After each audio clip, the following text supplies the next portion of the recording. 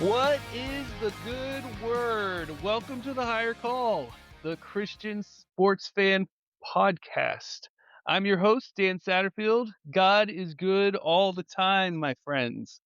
Go Lake Nona Lions, go Seas, go Bees, go Pats, go Sox, and go Cougs. Throwing it over the wall to my co-host, Martin Amador. How are you tonight, Martin? All I got is one thing. Sue! You see that goal by Ronaldo? That's all I could say. Yeah. Yes. Yeah, you got the jersey on. We're audio only, but he's got the he's repping Portugal right now, right? Yeah. Nice, So nice, yeah. nice, nice. So you do anything interesting this week? No, besides watch a lot of games. So yeah, no, it was a good in the free agency open with NBA, so that was Yep, good. yep. It's just a great it's a great time to be a sports fan, man. It really is, and it's the middle of summer, so they're getting us year round, right? Like July used to be Yeah. so boring.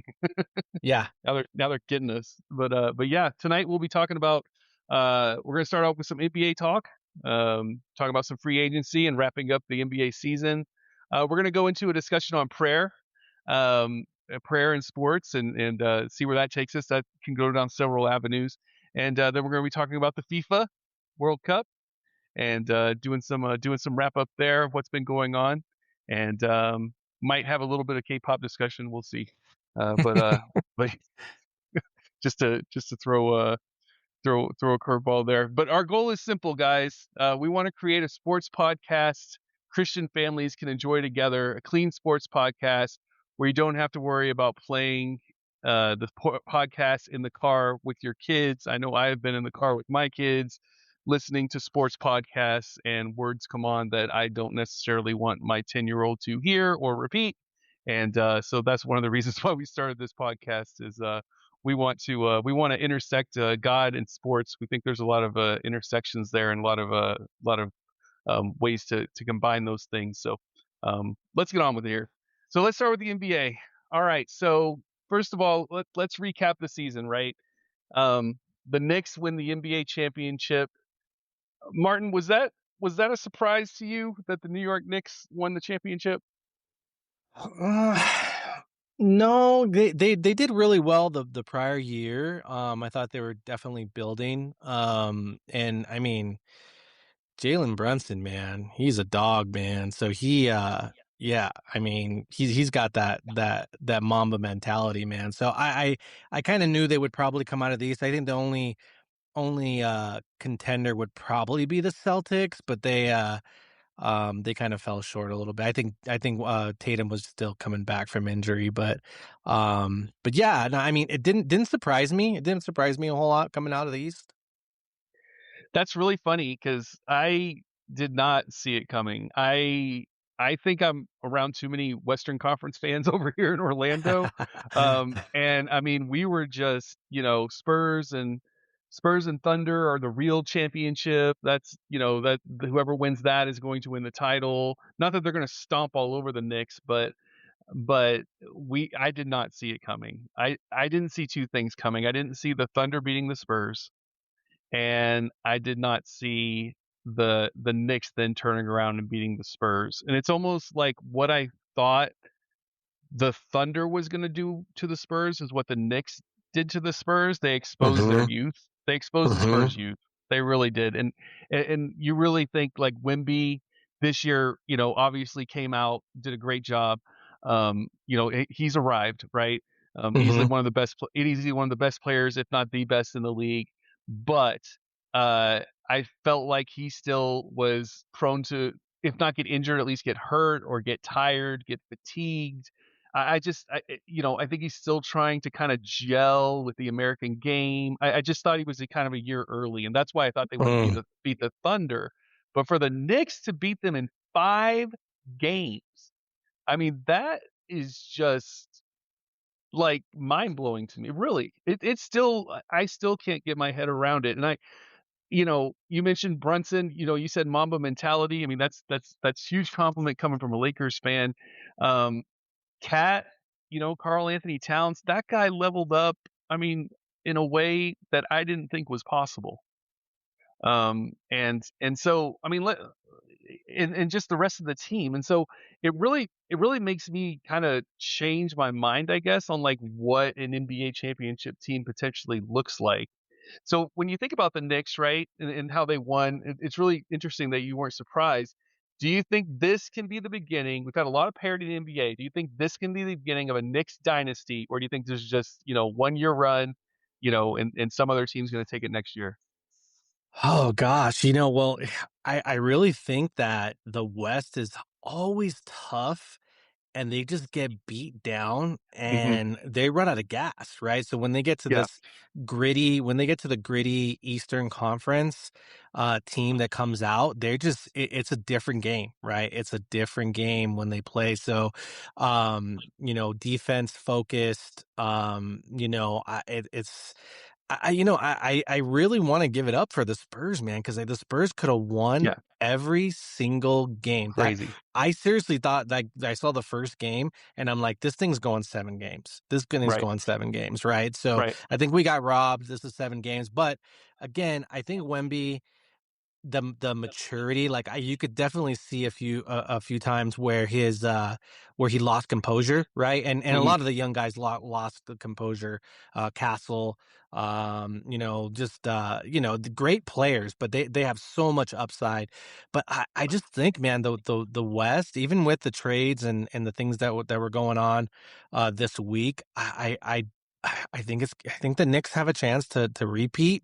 They got a lot of seasoned players in there that are coming back, and a lot of them are former Lakers too, by the way. Yeah. Um, but yeah, I really do think. I mean, I think Giannis to Miami might throw a little bit, but I don't know. I mean, I think the cohesion and just them, playing together, it's a big deal. So yeah, so we'll see. We'll see. Something so interesting about the NBA too is I think both college basketball and the NBA are like this. Right when the season ends, the off season, like they have the draft a week later, then they have free agency. College, it's the same thing. Right when March Madness ends, like at midnight, the transfer portal opens. The guy, the Hurley, Dan Hurley from UConn. He was talking Mhm. about how he had to get on. He won the championship, a few years ago. Then he had to get on a plane to go recruit. Like he couldn't celebrate. He couldn't go to the parade. Couldn't do anything. Oh And so, gosh. we go right into the NBA. We go right into the off season. You talked about Giannis. What are your thoughts on the Giannis trade? Now you got Giannis and Bam. In Miami, they had to get rid of Tyler Hero in order to make the trade happen. But what are your thoughts on what Giannis could do in Miami? How far he can take them? Yeah, I mean, I really do think they'll probably get to semifinals. Okay. They're gonna be a great defensive team.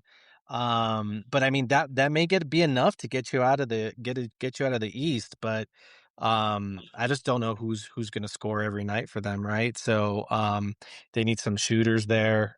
Still, Yeah. great defensive team. But I mean. It's gonna be hard to tell. So I don't think it's gonna happen overnight. I mean, unless LeBron goes back to Miami, we'll see. Yeah. Speaking of LeBron, I mean, I know you're a big Lakers fan, right? And so we don't know where he's going yet. He has made the announcement this week that it will not be the Lakers. And so, the floor is yours, my Laker friend. Wrap up the LeBron era for us in LA.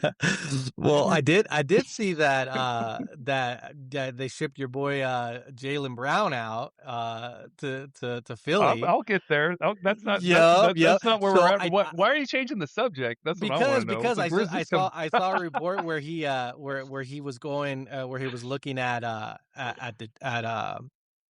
Philly too. So to link up with Embiid, but I don't know. So we'll see. It looks like he is really shopping around. So Rich Paul has him I was out there hustling for him and stuff. So, but I appreciate what he did for the Lakers. Definitely, he's a great all time player.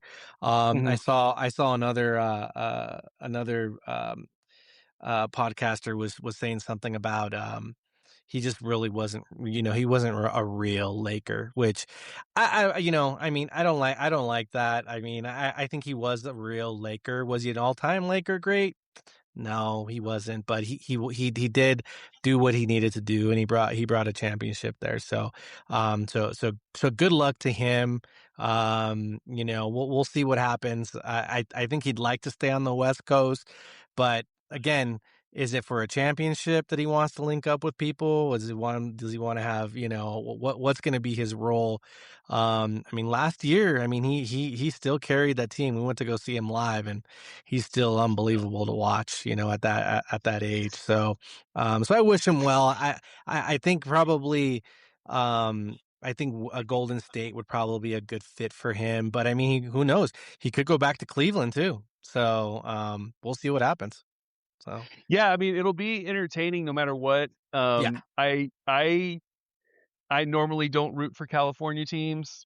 Boston fans tend not to, but if LeBron goes to Golden State, I will be rooting for Team Unk as much as much as I can. You got Steph, and I think Draymond would be there too, and LeBron. I mean, oh, I love it, man. Just wheel them out in the wheelchairs, bro. Just Yeah, well, he'll be like Paul Pierce. Remember Paul Pierce in the finals? When they yeah, wheeled him out of yeah. the wheelchair? Yep. Yep, yep, So yeah.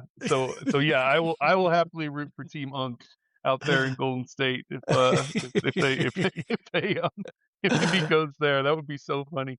Um, all right, well, hey, part of got to shout out the University of Houston Cougars. So the Lakers picked up a very nice piece, Quentin Grimes, Mhm. from U of H. So I give you a little scouting report on him if you'd like.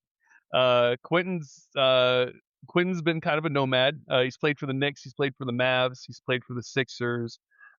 This last year, he actually bet on himself a little bit. He came out of his rookie contract and did a player exception for 1 year, which means he made a lot less than he could have, just to get another year experience. And he thought he could cash in like he did. The Lakers ended up giving him 4 years, $60 million. Now he's making that NBA money.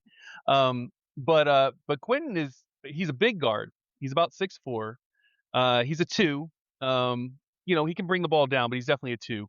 And he's a great defender. So that's really good as a compliment to Luca. Um, Most guards from the University of Houston tend to be very good defenders, and he's one of them. Very good 3-point shooter. So he's like a 3-and-D guy, but he can bring you more than that. He can kind of play the role that you want him to play. So like if Luca's out for a night or something like that, like he can get you 20 once in a while. He had 40 points in the game last season. He's still trying to figure himself out, right? Like he's kind of an in between two guard, because I think in general in the NBA your two has to be amazing, right? Mhm. But most amazing people, like Jordan, like Kobe, were twos. And so but Quentin, he's a really good pickup, and I think he's projected to start now. Even if he doesn't start, he's more like six man, whatever. He should be good for you guys. So I'm gonna have my eye on that, because I have my eye on all the Houston Cougars in the NBA, and there's just more and more of them, including three that got drafted recently in the NBA draft. We had two first round picks and one second round pick, and then we also had an undrafted guy, Milos Uzan, who was our point guard for the last 2 years. He signed a G League contract with the Celtics. He'll be in the summer league as well. But Nice. yeah, congrats to those U of H guys. The Celtics also got another Coug, so there's two Cougs on the Celtics at least summer league roster right now. Chris Sinak, our Heck big yeah. man from this year, he went. And then the one we're really excited about is the eighth pick, Kingston Flemings. He went to Atlanta, and he's got star potential. And then the other one drafted was Emmanuel Sharp, the guy who famously missed that shot, that was or didn't take that shot, had the turnover there. But yeah, he's awesome. But yeah, he was a senior, and he went over to Sacramento, so he got drafted in the second round. So shout out to the Cougs. Anything though NBA draft that you that stood out to you? Um, not too much. But about the Celtics. Who's their starting five this year coming up? I don't really care, man. All I care about is that they have two Cougs. The Celtics are tanking. So yeah, we can go into that. Like Jalen Brown, yeah. So that was just like this is one of those trades where the fan base is like, what are you doing? Like Yeah. it's not kosher. Like it's just I don't know. So I think they're just trying to stay under that second apron, and like the initial news comes out, right? And Yeah. everyone is just like, what, like that makes no sense. We don't want old man Paul George, and we don't want, we have like like a draft pick from 2031. Like we might all be dead by then, bro. Like what are you doing? Like like haven't you heard about, whatever the new virus is? Like we could all be dead by then. Like why are you who cares about 2031? And so yeah, like it's just I think we're just tanking. I don't know. Like unless they come up with something else. They're just trying to it's totally a money saving move. And then Yeah. we trade Yeah. and then we trade them to the Sixers. Like Yeah. what? I mean, just Jalen Brown is good. Like he's a good player. He always had a good attitude. He's a Finals MVP, He's a baller, man. and Yeah. I just think that for whatever reason his like trade value wasn't what we thought it was, and so um Michael Wilbon on ESPN mentioned that you just can't have two supermax players you know over over two long-term contracts, right? That basically, Yeah. like, they're not going to stay together for 10 years. I think they stay together probably about 5 or 6 or so. But like it's just not possible in today's NBA. Nor is it a menu to win a championship. We've saw that with the Knicks. They don't have two supermax guys. And Yeah. so I Yeah. mean, so I think that's kind of where the Celtics are coming from with it. And I mean, if you start rationalizing it, like you can make anything make sense, but it's not good. Like Yeah. our talent, we are not nearly as talented as we were yesterday. We're not nearly as young as we were yesterday. So I mean, it just kind of, Yeah. Yeah. Well, we're, we ain't we ain't we ain't you winning guys got nothing the this chip year. though. You guys got the chip though. So that was, I mean, what Yeah, was that? 2 years yeah, ago? they 2 years got ago, one. right? Yep, Yeah. they got one. Yeah. Yeah, Yeah. so good for Yeah. them. Yeah. So that's good. That's good. Well, All I think our top pick was a guy from Spain. So I don't know if we don't right. if we're just gonna get all white guys there now on our team. There was like, did you see Stephen A. Smith talk about the I heard Lakers? about They're like, yes, "Man, I heard they're about all Stephen white A. guys." Yeah, uh, yeah. I mean, the Spurs had some luck with the Euro thing, so Yeah, yeah, you guys have been yeah, playing Euro ball. It's entertaining to watch. So yeah, Luca is obviously in control over there, and yeah. and No doubt. No so doubt. that's yeah. So we'll see how that all turns out. The Mavs I had believe. some, I believe. I yeah. believe. I mean, the Lakers will be much more entertaining than the Celtics will be this year. I will say that, and I do look forward to watching them since Q's on there, Quentin Grimes. So yeah, we'll see Nice. how it goes. All right, well, that wraps up our NBA talk. We'll go into our prayer discussion here in a minute, but we do want to thank our sponsors. So, All Too Traveled. This episode is brought to you by All Too Traveled on TikTok. If you love travel tips, hidden gems, cruise ideas, great restaurants, and seeing the world without spending hours researching every detail, go give All Too Travel a follow. It's one of our favorite travel accounts and might just inspire your next vacation. I think they were recently at a conference in Las Vegas, so they have some content from there. So go check them out on TikTok for your travel short videos. We're also thankful for father figure coaching with Coach Bill Ellis. Bill helps dads become intentional leaders in their homes through practical coaching and encouragement. Being a great father doesn't happen by accident. If you're looking to grow as a husband or dad, check out Father Figure Coaching, and you can reach him at billellis.coach. That's BILLELLIS dot coach.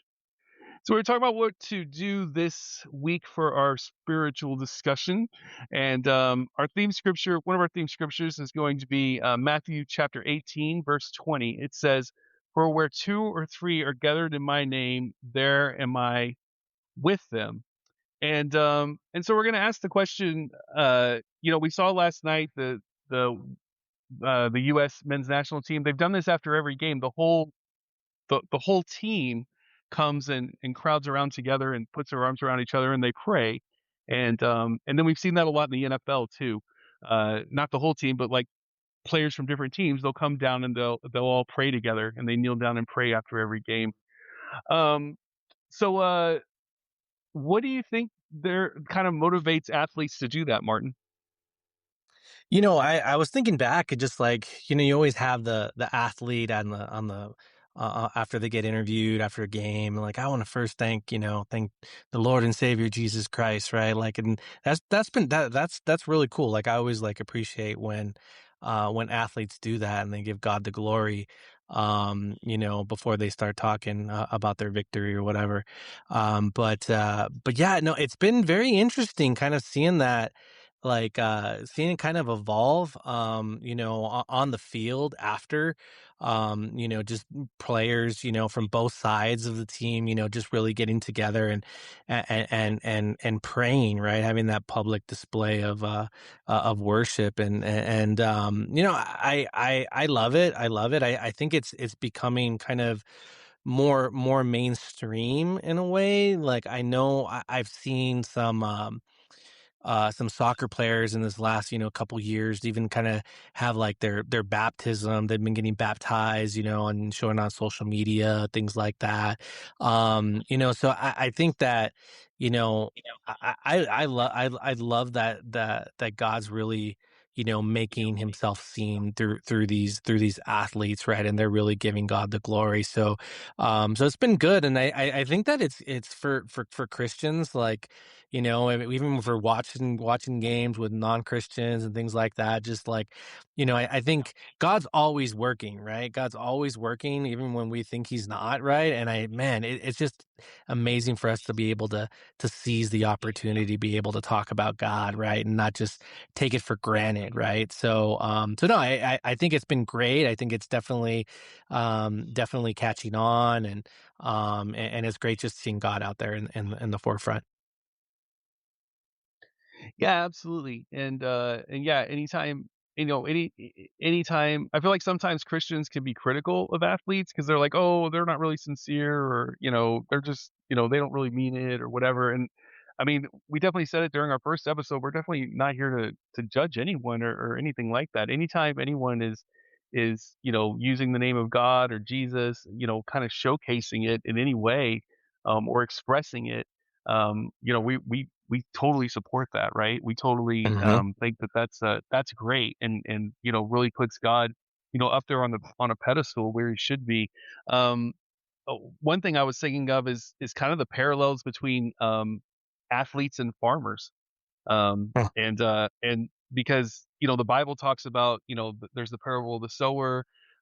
There's, Jesus talks several times about, someone who's in a field plowing or finds a treasure in a field. And there's kind of all this kind of farming analogy, which was, popular back in Jesus's day and still is, in certain parts of the world. And you know, farmers, they prepare, they work hard. There's things, this is really the parallel with athletes. There's things out of their control that that they kind of circumvent to God, that they say, God, you got to help me out here.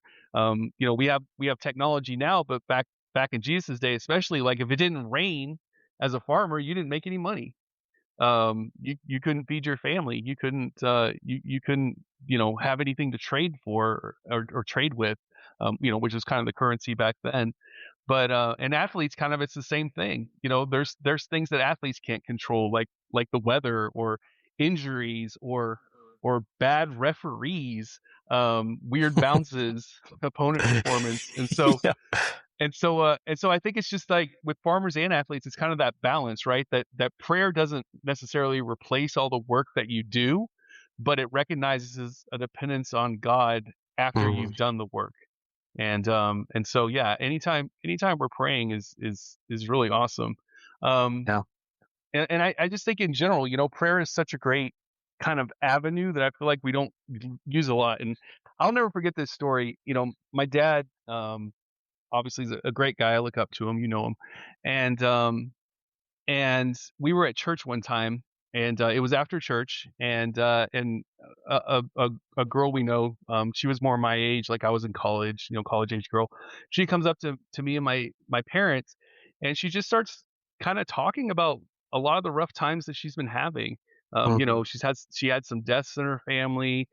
She herself was going through a lot of sickness, and she was just like, yeah, she was just really down. A lot of times, when we come to, kind of a gathering, a church service, that kind of thing, people aren't, feeling happy, like the songs are, and like the services can be kind of peppy, but like people aren't feeling it all the way because it's just life is kind of beating them down, like it was this lady.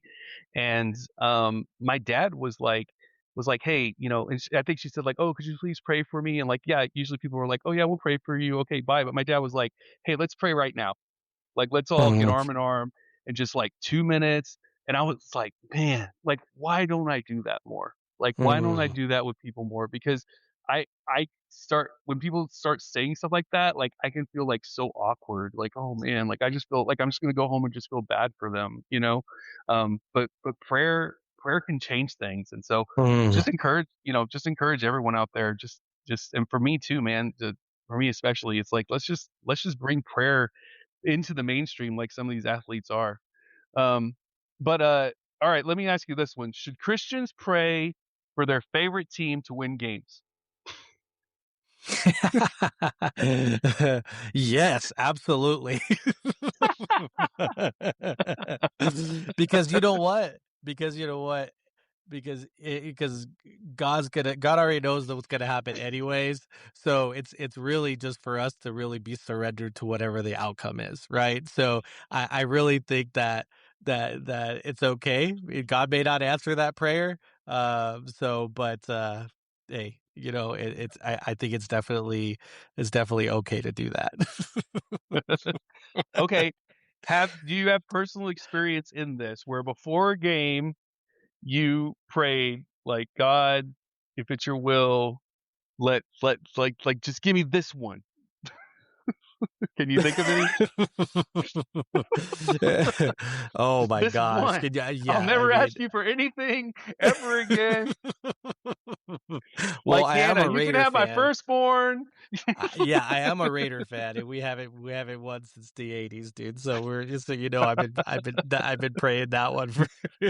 Well, I think the Celtics are about to enter an '80s Raiders era. So anyway, okay, Oh, all right. This won't make sense unless you've actually seen this movie. Have you seen the movie K-pop Demon Hunters?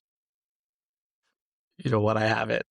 Okay, all right. Well, your kids are older than My mine. kids are That's why. older. I do have Right, right. nieces. I do have nieces, and we did go to there and live in California, and we went to visit them, and I think we were watching them, and they were putting something on the TV, and I'm like, it's kind of catchy. I'm not gonna lie, the song is kind of catchy. I've never really watched it, so but yeah. Okay. Well, I'm gonna have to save that hot take for later.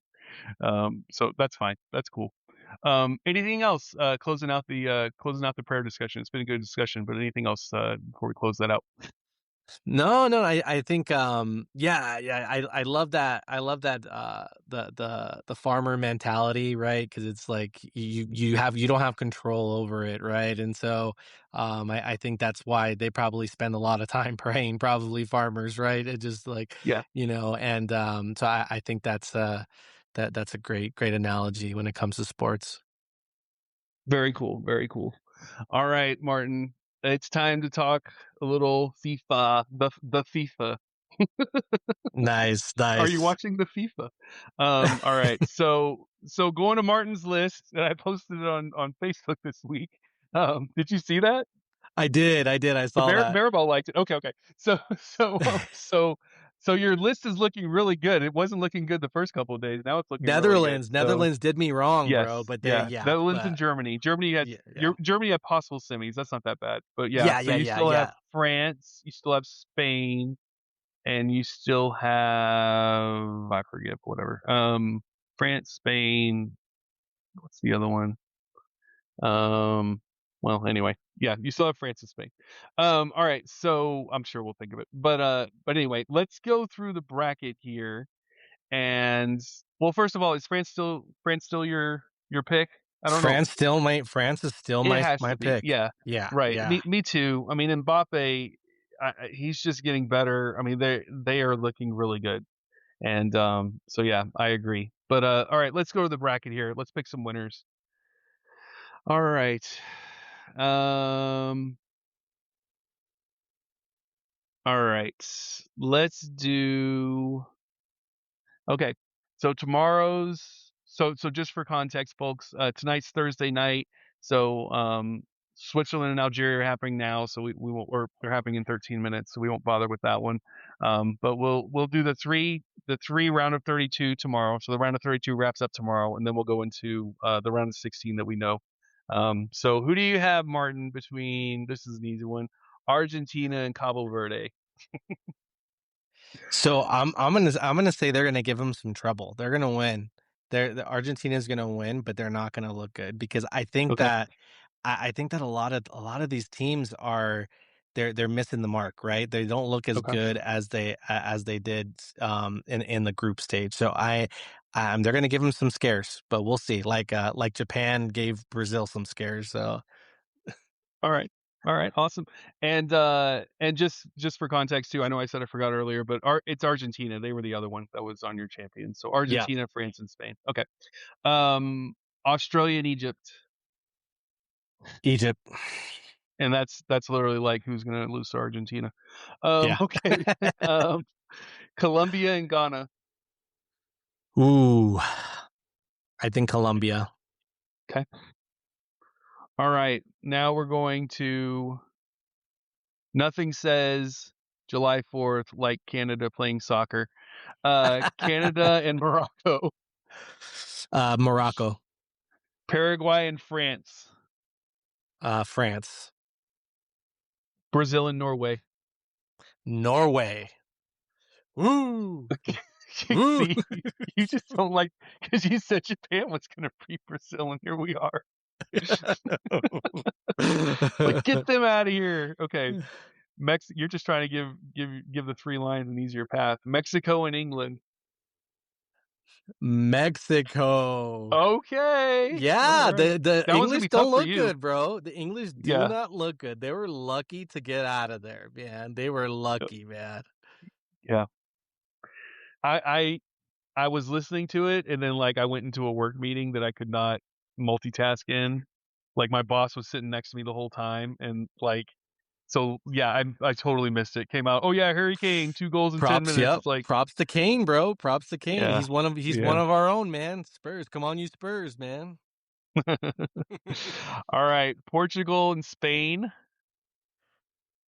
Oh gosh, yeah. I mean Spain looked okay, and shout out to Pedro Porro for getting that goal today, that header. Come on, you Spurs. We're dropping bombs over here.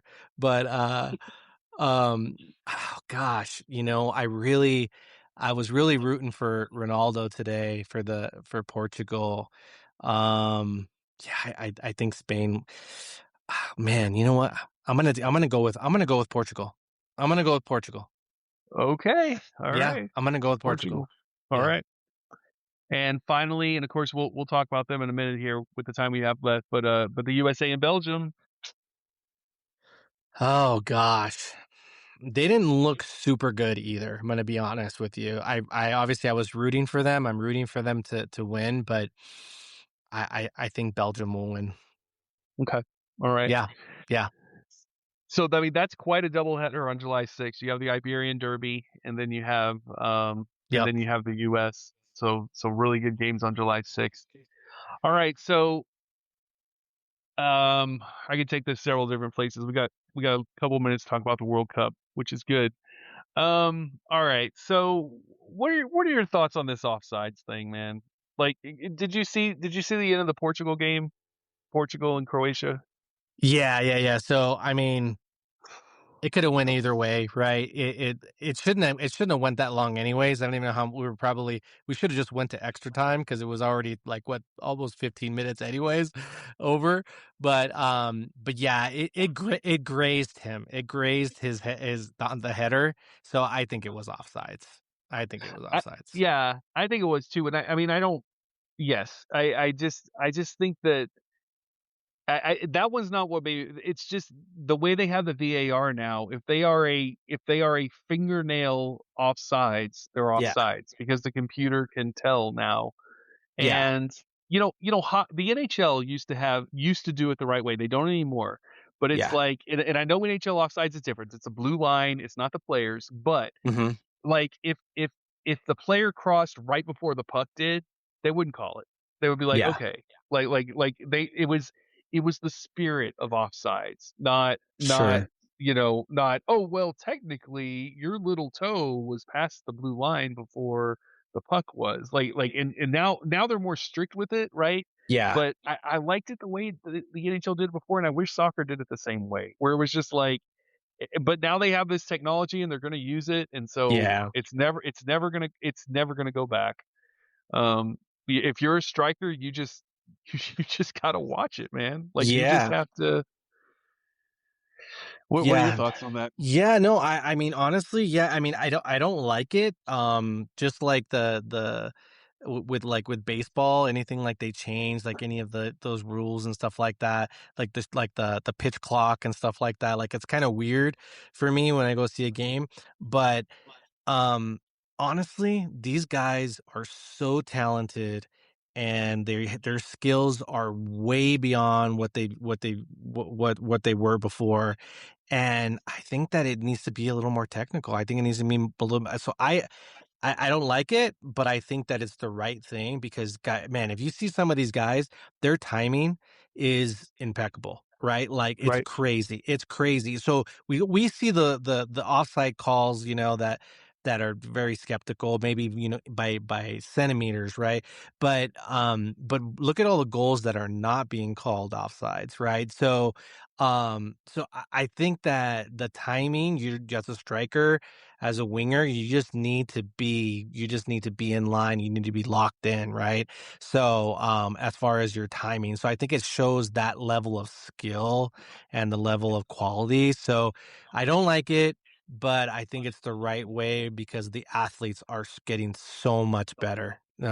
But yeah, it sucks. It sucks because I've been there, dude, where we're going crazy over a Yeah. goal, and then it comes back. And Yeah. it comes back. So we waste that fad of, well, just going crazy and for nothing, right? And it's like that's the most deflating thing ever. But yeah, I think it's the right thing.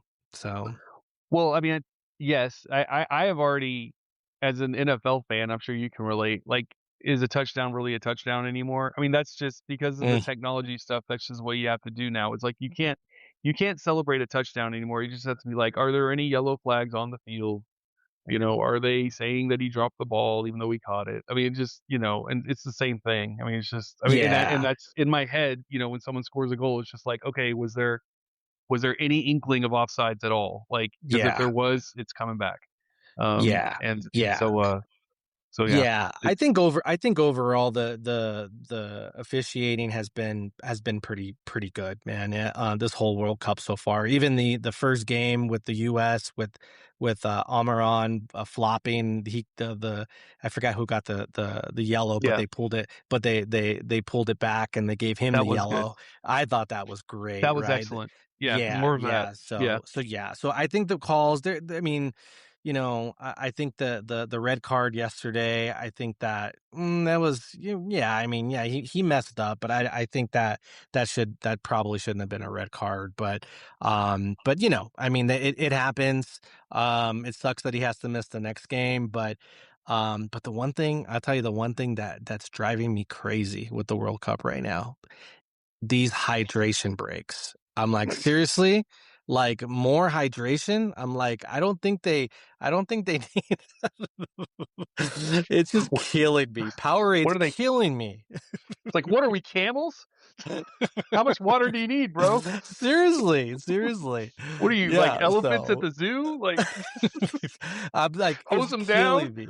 Yeah, yeah, yeah. So these water breaks, man. I mean, yeah. I mean, obviously we know what it's for, right? It's for sponsors, right? So Commercials, right? yeah, yeah, it's so but man, it's just that kills me. That kills me. Yeah, I agree. And it also gives a tactical. It changes the game. Oh yeah. And it's not. The purists, can deep dive into it more than I can, but it gives the coach a chance to talk to the players. It gives them a chance to get their legs freshened, things like that. Things that, there it used to be part of the game was that you were out there for 45 minutes running 6 miles or whatever, and that's part of it, that the fatigue at the end and all that. So it changes the game a lot. Um, well, what were your thoughts when the U.S. went down to 10 men, though?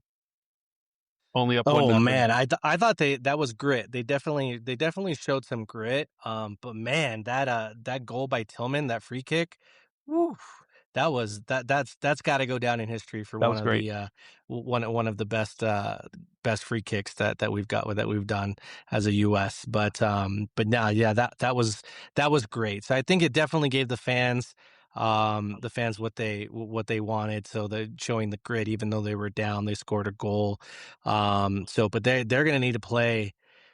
They're going to need to play a flawless games these next few games if they want to get further. So, but they can't make mistakes. But how about the largest, most watched soccer match in the America, 2.4 million or something like that watched Yeah, like live. That was yeah, crazy. So that's yeah. soccer's here, man. It Soccer's here to is. stay. Yeah, So it's great, and the stadiums have been awesome. Shout out to the West Coast, Seattle and Santa Clara. Those fans are doing a great job and really showing us well to the world. There's really been, from what I've heard, no bad vibes or anything, and the teams that are playing in Texas, they're discovering Buc-ee's. That's very important.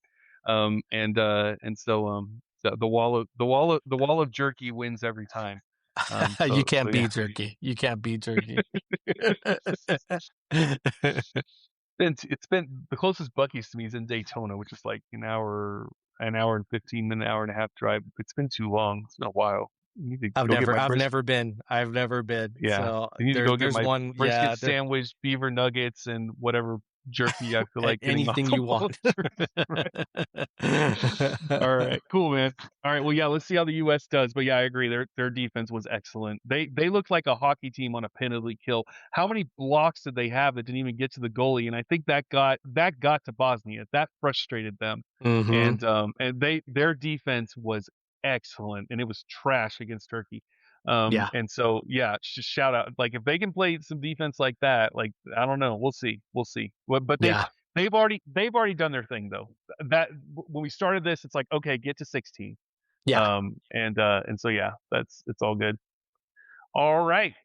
So we'd like to wrap up today. Remember this: whether you're playing, coaching, cheering, or even officiating, every person on that field is made in the image of God. Yes, even the referees, even the bad ones. Thanks again to our sponsors, All Too Travel on TikTok and Father Figure Coaching with Bill Ellis, for supporting the Higher Call. If you enjoyed today's conversation, we'd really appreciate it if you'd like, subscribe, leave a review, and share the podcast with another sports fan. And we'd love to hear from you. Email us anytime at highercallpod@gmail.com, highercallpod@gmail.com. Until next time, keep your eyes on the game, keep your heart on God. Thanks for listening to the Higher Call. Takes care, folks.